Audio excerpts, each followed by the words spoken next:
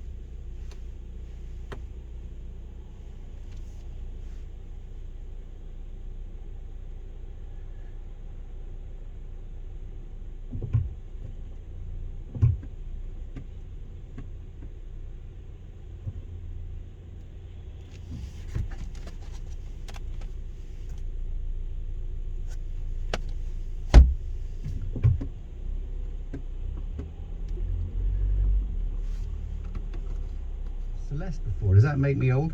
There's a whole that was She Sang What a Wonderful World. That was brilliant. Diana Ross. To be quite honest with you, I'm not sure Diana Ross knew exactly what was going on in all regards, and I felt for her because when she was sort of shoved on stage or aided on stage at the end of the concert, clearly, you know, this is the big sort of set piece thing, and she had trouble with the talkback. The earpieces were certainly fastened in okay on both sides, but without that you can so easily sing out of tune, I'm told. Lee Mack, the host, did great. Jax Jones, I just went who? But that actually turned out to be very good as well. Great to see musical theatre represented. The drones going up were unbelievable. And the projections onto Buckingham Palace were absolutely sensational. If you're putting together an event like that that's got that level of global attention, there's going to be some serious tension around, and they absolutely pulled that off. So congratulations to BBC Studios and Events. I think Studio Canale were involved as well. So quite brilliant. Is it Segala and Ella Eyre? No idea who they were either. Stephen Fry introducing Charles and Camilla. That was a delightful mention of Prince Philip, I thought. So we'll get stuck into all that a little bit later on. So there we were, wrapping ourselves in the flag. Well, I was. Sophia was out. I was wrapping myself in the flag, beer in hand. Thoroughly enjoyed it. What were your recollections? 0345 6060 973. And don't for a moment think that this projection of the country going out globally isn't affirming a brand. Whether you like the brand or you don't like the brand, it's a brand, and it worked superbly last night. And there's more to come to today. Tomorrow we start with a tube strike in London, so you know, that's a part of our brand as well.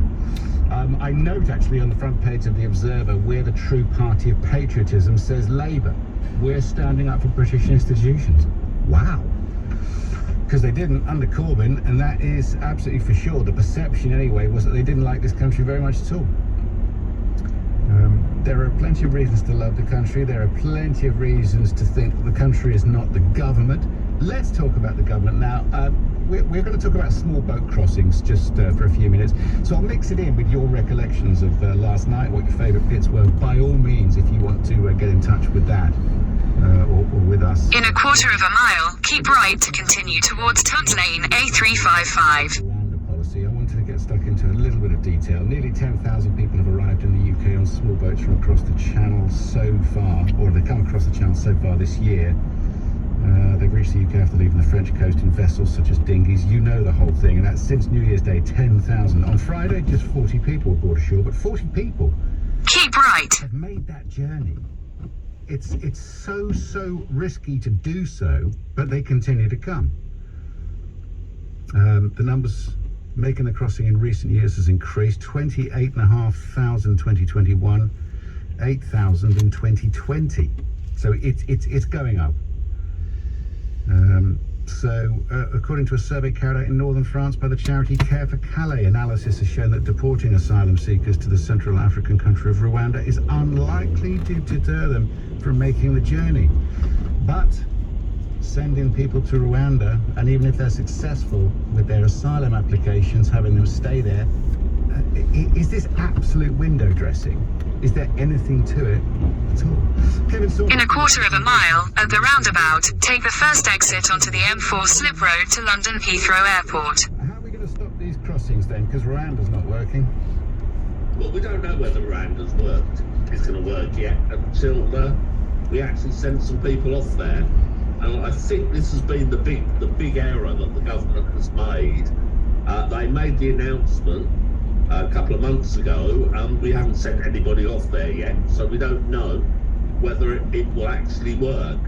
Had they made the announcement and then sent people off there straight away, we might know whether it was going to work or not. Okay. So what? In a quarter of a mile, merge onto M4. Be sent to Rwanda, and do you actually think it will work yourself? I believe the first flights are due to go this month, possibly the week after next. Will it work? I really don't know. I haven't got a glass ball to look in. I think it will certainly deter some people coming, because they won't want to pay the money to have the risk of being removed to a safe third country. So we will just have to see. Why do people come? How many of the people arriving on dinghies, risking their lives, probably after having long journeys through plenty of other countries on the way, they want to come here? What is their motivation? A lot of people would say, well, they're not seeking asylum from war. A lot of people, whether they've got the actual detail in front of them or not, will just say they're seeking a better life, economic migrants, if you will, and we shouldn't feel obligated to take them. Where do you stand on that particular argument? Well, when I was in Calais, I had the chance to speak to some of these people. They want to come to the UK because we are very generous, and they know that once they're here, once they've landed in the UK, they're not going to be removed. We have a very efficient NHS system. We have free education, virtually free housing, and we'll give the money in their hands. Now, I'm sure your other guests will say it's not very much, but it's still something, and they know that once they're here, that's it, they're not going to be removed. So they've reached El Dorado. All right, well, listen, thanks for that. Kevin Saunders, former Chief Immigration Officer for the UK Border Force. Steve Valdez-Simmons, putting a different point of view, no doubt, Director of the Migrant Rights Programme at Amnesty UK. Steve, we speak again. Good morning. Morning. Do you think people are actually... I said some time ago that I didn't think anybody was actually going to go to Rwanda. I don't think anybody was going to be sent to Rwanda. And I've always asked politicians who are responsible for this policy, perhaps Priti Patel of the Home Office could say when they think person number 100 might actually go to Rwanda, because this just feels like absolute red meat to a certain type. Well, I have the same feelings as you, but I think it is likely that some unfortunate person is going to be arbitrarily whisked off to Rwanda and possibly never seen again. I know that there are legal challenges for people who are facing this at the moment, but it's very difficult for our legal system to rally round behind every single person who's arbitrarily targeted for policies like this. So, will the Home Secretary succeed in expelling somebody to Rwanda? Very possibly, yes. Will she succeed in expelling hundreds and hundreds of people? Very possibly, no. Will she even have the will to try to do so? I really don't know. What I do know is that this doesn't address the needs of people seeking asylum in this country. How many people are selected? It sounds like a terrible word, doesn't it, selected? How many people are selected for the possibility of being sent to Rwanda? Do we know what the criteria are? The criteria remain incredibly vague. and the way in which all sorts of expulsions actually from this country tend to work is that very large numbers of people, far in excess of the number that even perhaps the Home Office thinks it could and would wish to expel, are rounded up and threatened with the expulsion, and then all sorts of legal claims from each of them that can find lawyers are made, many of them completely needlessly, perhaps because the Home Office had no intention particularly of targeting that particular person in the end, and the Home Office hopes that all this arbitrariness will whittle down to it being able to expel some people, and that's what's happening here again. And when the defence is put that the journey is, and it is, undeniably dangerous, and that these folk who get into these craft coming across that busy shipping lane are risking their lives, when the argument is put, Steve, that we've got to deter people in some way because it's dangerous, what are your thoughts? I think that we're completely misunderstanding the situation. I mean, first and foremost, we should recall that the Home Office own data shows us that the people who make these particular crossings have especially high success rates through our asylum system if they are ever allowed to make and have their claims decided. I mean, many of the nationalities making the crossings, over 90% of the people will be found to be refugees even by the Home Office because of the persecution they flee. Deterring people who haven't found safety elsewhere, and many of whom have connections here, is not going to work.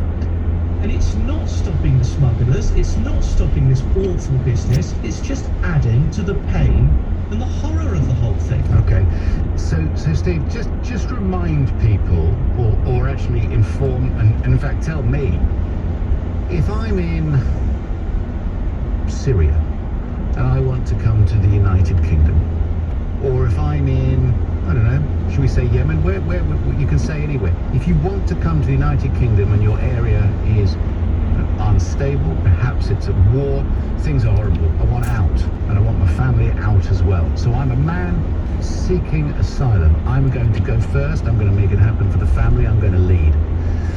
How does one start that process if it's not a question of getting up through Europe, perhaps to Calais, and then over in a dinghy? How else can I seek asylum? The most important thing to know is that if, for whatever reason, it's this country you want to seek asylum in, perhaps you have family, perhaps you have friends, perhaps you know something about this country, even you've been here, there is no means by which you can ask this government for permission to come here.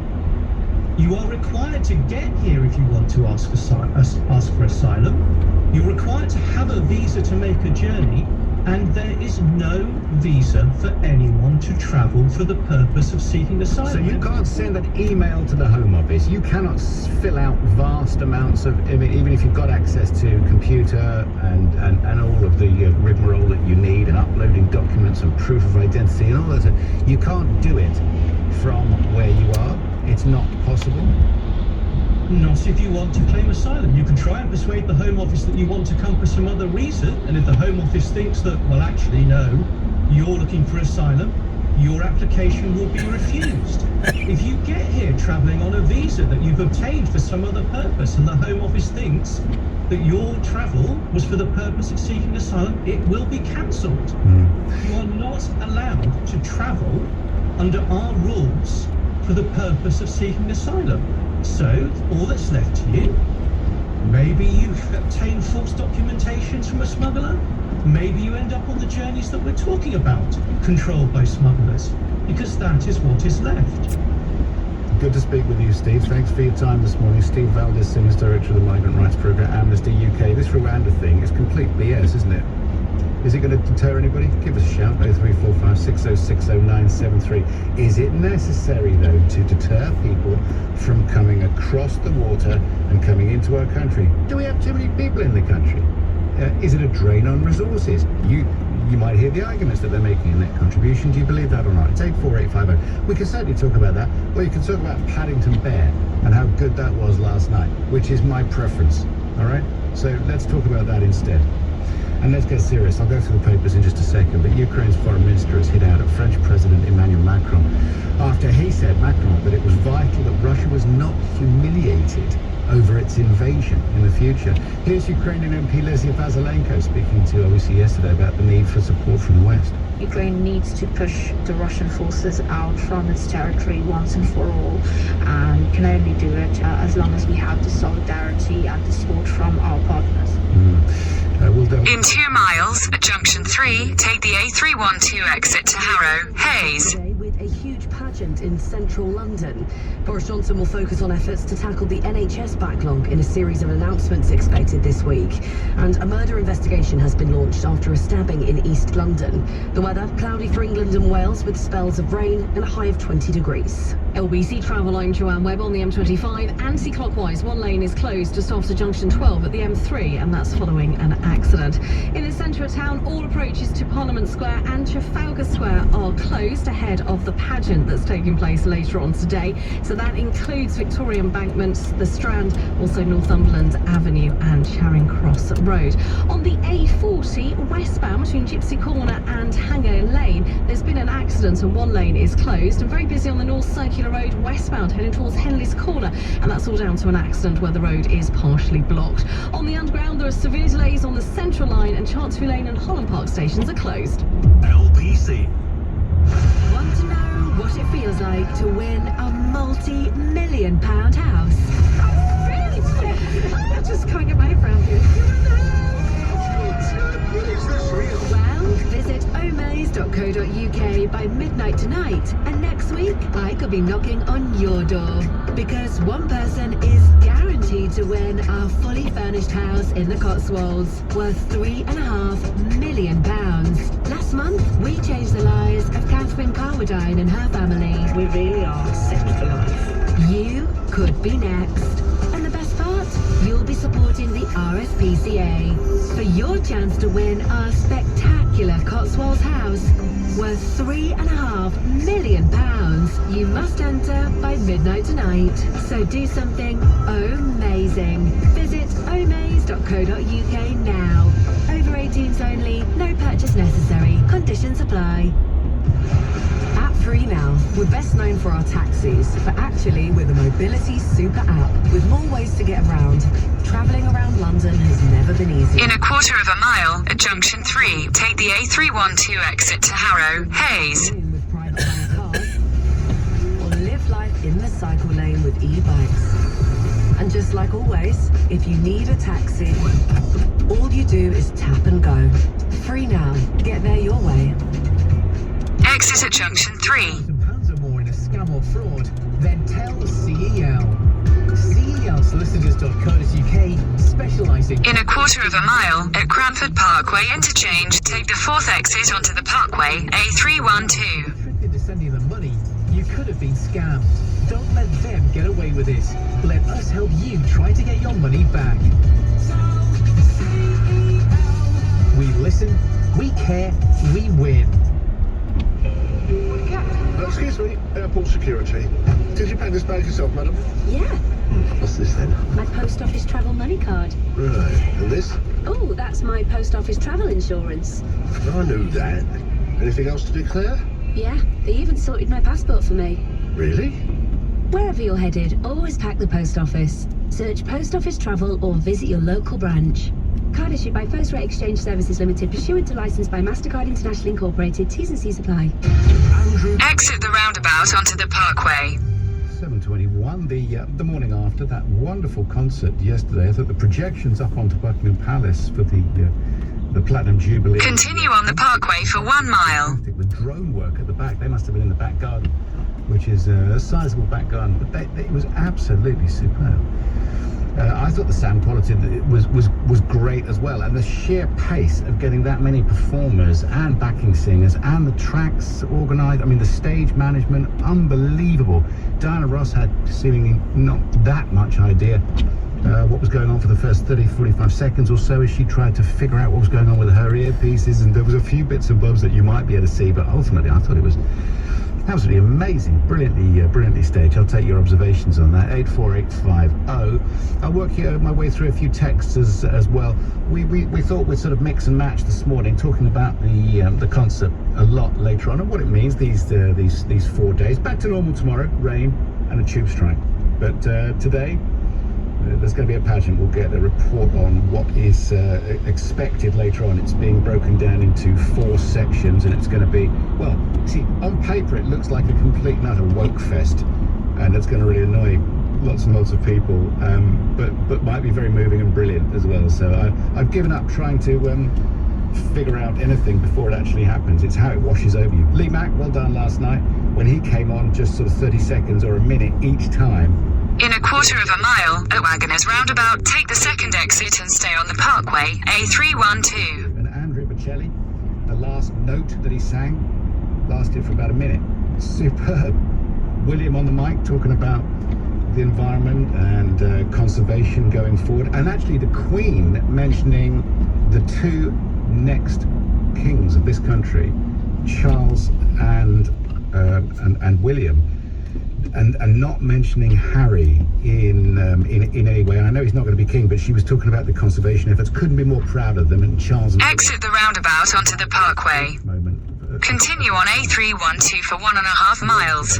And the ballet was brilliant, focusing on the natural world as well. So I mean, all in all, what a thing to pack in a couple of hours. Incredible. Mary's in Hemel Hempstead. Hello, Mary. Good morning. We're talking about the Rwanda policy, sort of briefly.